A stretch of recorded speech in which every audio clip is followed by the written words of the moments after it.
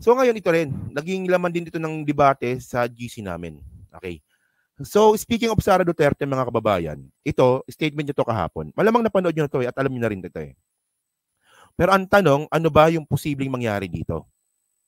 Di ba? Ano ba posibleng mangyari dito? Si Sara Duterte ba ay posibleng maging mayor at maging vice president ng ng sabay? Di ba? Or si Sara Duterte ba talaga ay magre-resign na bilang vice president?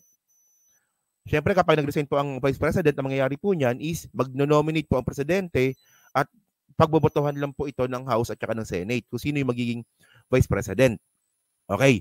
So ngayon, parang di na lang po ako maingay, no? Ito basahin na lang po puto natin. No? Sabi dito, VP Sara Duterte says she'll run for office again. Okay?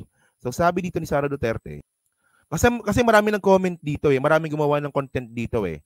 Pero medyo nakulangan ako. So ito, pag-usapan natin to. Sabi dito, Vice President Sara Duterte on Monday declared that she will run for office again. According to a report on 24 Oras by GMA Regional TV, One Mindanao's Jandy Esteban, Duterte made a statement during a speech at an event in Davao City. So ang tanong kasi dito, Vice President ka na, tatakbo ka pang lokal. Pwede ba yon? Ayun ang question. At kung pwede yon, kung manalo ka, anong mangyayari? At kung matalo ka, anong mangyayari? Okay. So, syempre, meron tayong mga reference dito. So, sabi dito, no, sabi ni Sara Duterte, I heard my brothers, Mayor Baste and Congressman Pulong, say they will not run in the next election. So, I am here today to campaign with you. I will run in the next election. She said in Bisaya, referring to Davao City Mayor Sebastian Duterte and Davao City 1st District Representative Paulo Duterte. Duterte did not say what position she plans to run for, but her term as Vice President ends in 2028. The next election will be held in 2025 for Senate, Congressional, and local seats. So, matatapos po yung termino ni Sara Duterte sa 2028 bilang Vice President. Pero ang sabi nga ni Sara Duterte, tatakbo daw po siya sa 2025. So, para mas kompleto po yung content, panoorin na lang po natin itong sinabi ni Sara, no? Teka lang. Panoorin na lang natin to para mas malinaw. Plano sa politika ang isa sa mga inilahad ni Vice President at DepEd Secretary Sara Duterte sa kanyang pagbisita ngayong araw sa Barangay Bagugaliara sa Davao City. Sa kanyang talumpati, inilahad ni Inday Sara na tatakbo siya sa susunod na eleksyon. Kalimutan ko na ako ang itsukor, si Mayor Baste o na ako ang maguwag, si Congressman Pulong, so di sila magagal. Basi, di sila magagal sa sunod na eleksyon. So maganato din ko sa inyo nga, kay kampanya ko sa inyo nga, kay gagal ko sa sunod na eleksyon. Hindi binanggit ni Duterte kung para sa anong posisyon ang kanyang tatakbuhan. Pero ang susunod na eleksyon ay sa 2025 para sa mga senador, kongresista at mga lokal na opisyal. Matatapos naman ang kanyang termino bilang bise sa 2028. Sinusubukan namin klaruhin sa tanggapan ng vice-presidente ang kanyang pahayag. Yan, okay. So yan na. So ito yung drama na naman ni Sara Duterte. So nung napanood ko to kagabi, ang daming question na pumasok sa utak ko. So ngayon mga babae, no, basahin natin to ha. May mga nakuha tayong reference dito eh. So una sa lahat mga kababayan, itong Batasang Pambansa 881, malinaw dito. Okay. Sabi dito, no, candidates holding elective office. So, yung mga kandidato na merong hawak na elective na opisina. So, pag sinabi mong elective na opisina, ito po yung mga binoto natin tuwing eleksyon. Okay? Any elective official, whether national or local, running for any office other than one which he is holding in the permanent capacity. Okay? So sa Tagalog, kahit sino na elective official sa national o local ang tatakbo sa isang opisina sa eleksyon, pwera lang doon sa inahawakan niyang opisina sa kasalukuyan. Di ba? Pwera lang yung presidente at vice president shall be considered IPSO facto resigned from his office upon filing of his certificate of candidacy. So, bali mga kababayan, no, ito napagdebatihan namin to kasi iba-iba yung opinion namin dito. Nagtanong pa nga ako sa mga ibang mga vloggers kung ano ba pagkakaintindi nila dito. Sabi ng iba, si Sara Duterte kailangan mag-resign kung tatakbo siya sa local government, especially nga po sa Davao. Yun nga lang, meron naman nakalagay dito na except, di ba? Except for the president and vice president. So, ibig sabihin nun, pwedeng tumakbo si Sara Duterte sa Davao nang hindi siya nagre-resign. Di ba? Ayan yung nakalagay dito sa batas na to eh. Sa election code ito eh. And then mga ka-streetwise kasi, ito lumang batas na to. Pero ito, nireklamo ito ni Tulfo. So nung nireklamo ito ni Tulfo, no, actually, sabi ko sa inyo si Tulfo mahusay naman eh. Unethical lang eh. So si Tulfo, yung section 67 na yan ng batasang pambansa na yan, plano niya talagang baguhin yan. So ito yung sabi ni Tulfo, no. Sabi ni Tulfo, no, on declaring an elected official fact to resign from his elective office upon filing his certificate of candidacy. Okay? So sabi dito ni Tulfo, a public office is a public trust according to the Constitution. All public servants must always be answerable to the people and provide for their needs with the utmost loyal responsibility and efficiency. So binanggit nga po dito ni Tulfo yung section 67 na yan. Yung binasa na nga po natin kanina. Yun nga lang po kasi mga kababayan, ang question kasi dito, di ba, bakit nung panahon ni Grace po, nung siya naman po ay senador at hindi pa matatapos yung term niya nung presidential election, tumakbo siya bilang presidente. Pero nung natalo siya, senador pa rin po siya. Di ba? Question yun, di ba? Okay. Yun pala mga kababayan, ang nirereklamo ni Tulfo dito, na-revise na po pala yan. Sa pamamagitan nga po nung, okay, the passing of Republic Act 9006, often known as the Fair Election Practices Act, which disregarded Section 67 of BP 881, made the situation even worse. The current state of the law allows any elective public official to run for any other position than the one he or she currently holding without running the risk of losing that office. So mga kababayan, yung batas po pala na yan, hindi lang po pala exempted dito yung presidente at vice president. Kasama na rin po pala dito yung mga senador. Kasi especially sa Senado, di ba? Kasi sa senador every 6 years. Di ba? So ngayon mga kababayan, ito nga po yung nakalagay po dito sa batas po na to. At ayan po na yan, ay pinirmahan po, inahanap ko yan eh. Yung batas po na yan, yan po ay pinirmahan po nung 2007. Nung panahon nga po ni Gloria. Ayan no. Ni-repeal talaga. Repealing cause. Section 67. Na nakalagay.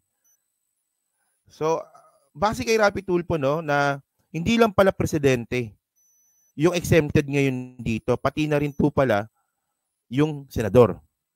Di ba? Kasi ang nag-benefit kasi dito yung senador.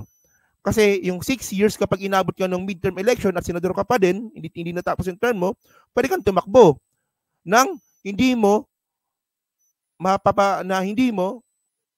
mabibitawan yung current position mo.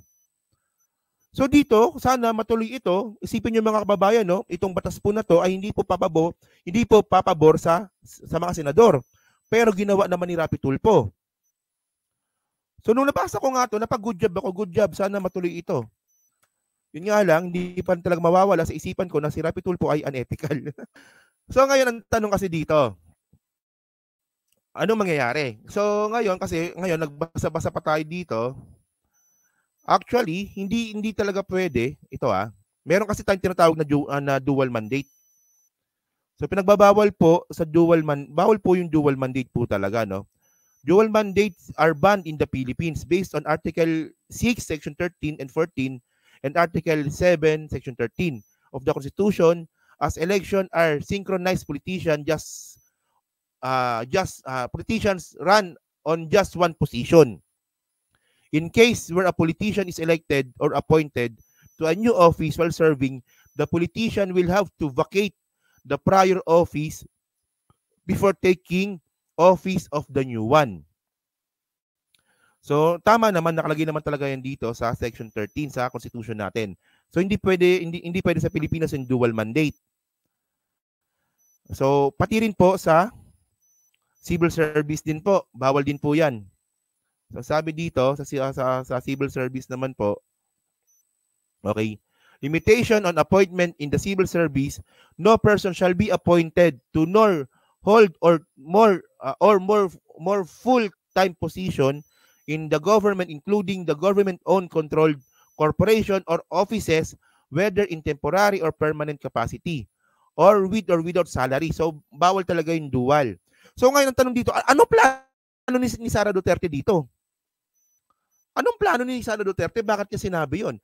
So ngayon, ang malinaw kasi dito mga kababayan, so dahil nga po doon sa na-revise nga po yung batasang pambansa na yan, na Section 67, so kapag tumakbo nga po si Sara Duterte bilang LGU sa Davao, hindi niya kailangan mag-resign. Manalo o matalo, Vice President pa rin siya. So ang tanong dito, kapag natalo, ano mangyayari? Babalik lang siya sa pagiging Vice President. Pag nanalo, anong kailangan? Di ba? Kung matalo, di ba? Ay nga yung tanong. Di ba? Manalo o matalo, nasa posisyon pa rin si Sara Duterte. Kanina pa kita gusto i-message dyan, Kuya Inaro, kasi nalilito talaga ako dito. Pero kahit paano naintindihan ko naman, no? So kasi mga kababayan, meron kasing ito lang, no? Ito balita lang naman ito eh. Balita lang naman ito. Okay. Na si Mix Nograles daw po kasi ay tatakbo daw pong mayor ng Davao City. Pero dininay niya naman.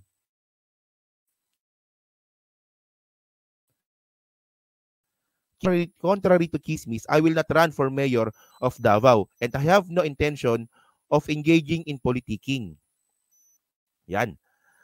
Pero para sa akin, napakababaw pa rin na dahilan nito eh. So para sa akin, question pa rin ito kung ano bang talagang plano ni Sara Duterte. At ako naman, naniniwala naman ako mga kababayan, no, na mananalo pa rin si Sara Duterte. Mananalo pa rin yan sa Davao. Mananalo pa rin yan. So kung manalo siya, ano mangyayari? Babalik siyang Davao. Hindi na siya magiging Vice President. So kung sakali nga na mangyari yon na hindi na siya magiging Vice President, ang mangyayari po dito, akala ko na isama ko dito, no? Baka lang. Hindi ko na isama. Teka lang. Hanapin ko, baka naisama ko. Ito. Yan, ito. Naisama ko pala. Base ito sa Constitution ng Pilipinas, no? Kung sakali man na manalo si Sara Duterte at pumunta na nga talaga siyang Davao, ang mangyayari po dito, no? The Constitution of the Republic of the Philippines, okay? Section 9. Whenever there is a vacancy in the office of the Vice President during the term for which he was elected, the President shall nominate a Vice President from among the members of the Senate and the House of Representatives, who shall assume office upon confirmation by a majority vote of all of the members of both houses, both houses of Congress, voting separately. So mangyari dito mga babayan, no, kung sakali man na tupakin si Sara Duterte at bumalik po ng Davao, ang mangyayari po nun, magno-nominate po ang presidente natin na posibleng pumalit po sa Vice President at pagbobotohan po ito. So ngayon, kung mangyari man yon, sino yung posibleng maging Vice President ni PBBM? Diba? Si Mig Zubiri ba? Si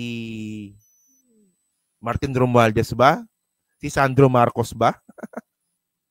Pero dapat kumuha siya sa Senate or sa Congress. Ayun yung malinaw dito. At kung sakali man na mawala si Sara Duterte sa pagiging Vice President, isa na po itong senyales na inamin na po talaga ng mga Duterte na talo sila. Di ba? Talo sila. So, kawawa yung mga DDS. Pero mga kababayan, parang ang labo talaga na bitawan ni Sara Duterte yung pagiging Vice President. Nalalabuan ako. Merong ibang plano yan eh. So ito, so ngayon, pinapakinggan ko yung mga opinion ng mga ibang kasama nating mga vlogger. Ang sabi kasi ng iba, si Sara Duterte daw po ay tatakbong mayor para kalabanin si Mix Nograles. Kasi si Mix Nograles daw po ay tatakbong mayor din po ng Davao. So yon. Kasi nga mukhang malakas daw, ewan ko lang Sabi-sabi na mukhang malakas daw po si Mix Nograles sa Davao. I doubt kung totoo yun. Parang malabo naman ata yun. Sige. For the sake of the argument, no? Sabihin na nga natin ganun. So, ang plano daw, si Sara tatakbong mayor, and then yung magiging vice mayor, si Pulong or si Baste. And then kapag nanalo si Sara Duterte at manalo si Pulong, babalik si Sara Duterte sa pagiging Vice President at magiging mayor naman si Vice Mayor. Kung si Pulong man yan o si Baste. Ayan yung sabi ng iba. Sabi naman ng iba, nanggugulo lang talaga si Sara Duterte. Pero which mga kababayan, ako I doubt talaga kung meron tatalo sa mga Duterte sa Davao City. I doubt, mukhang malabo mangyari yun. Sa tingin ko lang, di ba? Nakita niyo, di ba? Parang kulto yung Davao City eh. Ay sige bo, maganda. Yun nga lang po kasi, ang pagpipilian lang po talaga is from House at from Senate. So hindi pasok si Gibo.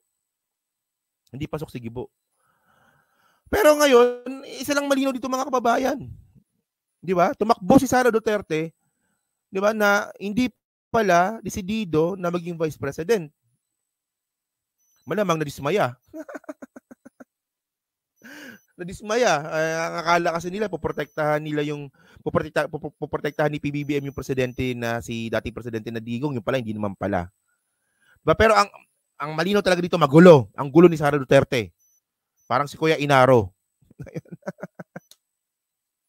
Yan. So hindi ko alam kung anong klaseng focus ang gagawin nila dito, no. So yun lang po mga kababayan, no. Dalawang content lang po tayo, no. So maraming salamat po. O, posible rin, no? Posibleng para matabunan, no? Yung isyong mga lumalabas ngayon, posibleng ganun din, di ba? So, yun lang po mga kababayan. So sa 679 po na nanonood, pahingin na lang po ako ng like para po makatulong po sa content po na to, no?